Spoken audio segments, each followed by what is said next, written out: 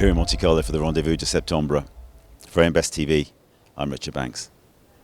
And I'm joined now by Scott Egan, Chief Executive of SiriusPoint. Scott, good to see you again. Good to see you too. So, last year, several delegates described Monte Carlo as the most important one in history. How's that interpretation played out? Well, look, I think we always call it that, don't we, every year. But certainly it's an important event, and it's actually been a really good event this year so far.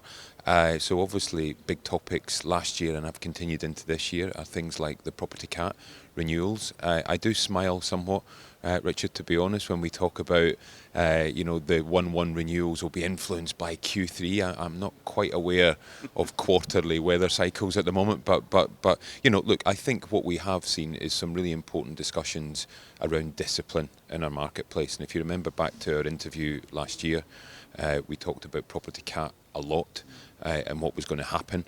And I think the market has remained disciplined, and I expect that to actually continue into sort of the 1/1s at 25. Albeit, I think there's further discussion to be had with the insurers, who've obviously seen a lot more frequency events over the last few years, which obviously play through into earnings volatility. So I think there'll be much more discussion at 1/1 around things like product structures, aggregate covers, etc. But look, really, really good topics to discuss. Casualty is the other big one this year, where everyone is obviously quite paranoid about the development of the older years and obviously how that feeds through into the more recent years. So yeah, no, look, some really good headlines, some really good topics, very important. But I would say my summary is the industry is in good shape, right? But it needs to make sure it stays that way. Yeah, so AM Best's got a positive outlook on the reinsurance segment at the moment. How sustainable is that, do you think?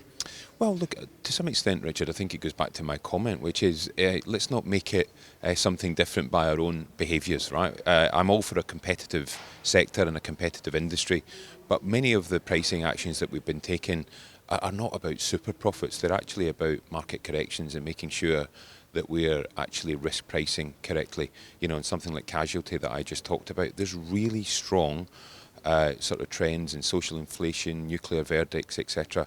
So look, I think the market is behaving responsibly. I think we are carrying rate. I think the terms and conditions have tightened up. So I think from a product perspective, I think the market is looking good and strong.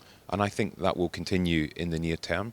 And then obviously you have the macroeconomic environment, interest rates, etc., which have remained high, albeit they will start to come off. But I don't think that will happen slowly. So look, I think, the industry has made good profits for the last few years. I don't think we've made super profits when you normalise for, the randomness of weather. And I think that's really important because the reinsurance sector plays a hugely important role in economies around the world. So you talk about the discussion between insurers and reinsurers. Is the reinsurance industry generally providing the solutions to the challenges that insurers have?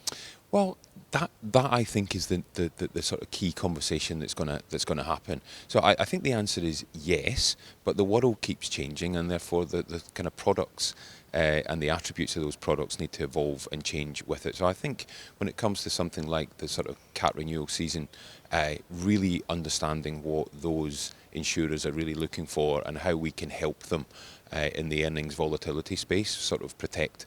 And I think there's probably more work to be done on both sides. But the good news is if we work together, which we've got a history of doing over many decades, then I think we'll find the right path through that. Fantastic, thanks. So last year, you mentioned our conversation last year, we spoke quite a bit about SiriusPoint's role in the MGA space.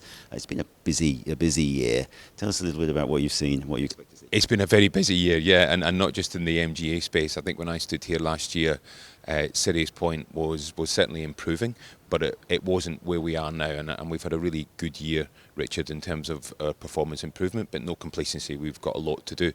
Obviously, a core part of our strategy is the sort of program MGA space. We're very focused on it, and we've got two strategies aimed at that particular part of the market. One is we actually have a lot of equity investments in MGAs, and I've been very clear since I took the job that we don't have to have those equity investments to have distribution relationships. And so you'll have seen over the past sort of 24 months that we've been reducing those equity investments, but don't in any way misinterpret that for the importance of MGAs from a distribution relationship. And actually, at the moment, I'm incredibly proud. We've been announcing new MGA distribution relationships regularly over the last 12 to 18 months.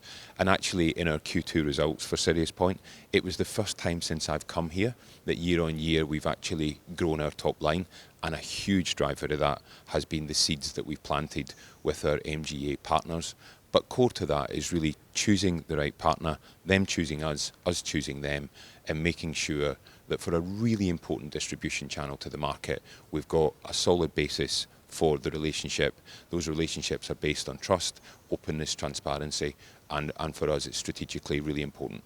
That decision who to partner with as an MGA is clearly important. Tell us a little bit about how you identify the people you do want to work with. Yeah, well, look, it comes down to, first of all, you start with the areas of business because, what we want to do is make sure that we're working with people in the areas where we've got competence as well. But having done that, look, it comes down to people.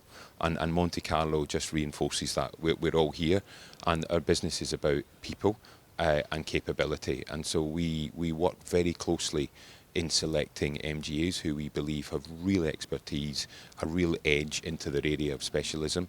And then beyond that, it's around their culture, their philosophy, and data sharing, right, which is the most important thing. And we respect the fact that they can bring great insight to those areas of specialism, but that can sometimes be quite narrow, right? What we can then bring is a much wider market perspective from a data perspective. And really, the sort of hallmark of those relationships is, a complete openness, transparency, and working together. And so the cultural dynamics are probably the largest and most important attribute that we look for in selecting MGAs to partner with. Scott, thanks so much for joining us. Thank you very much. For Invest TV, I'm Richard Banks.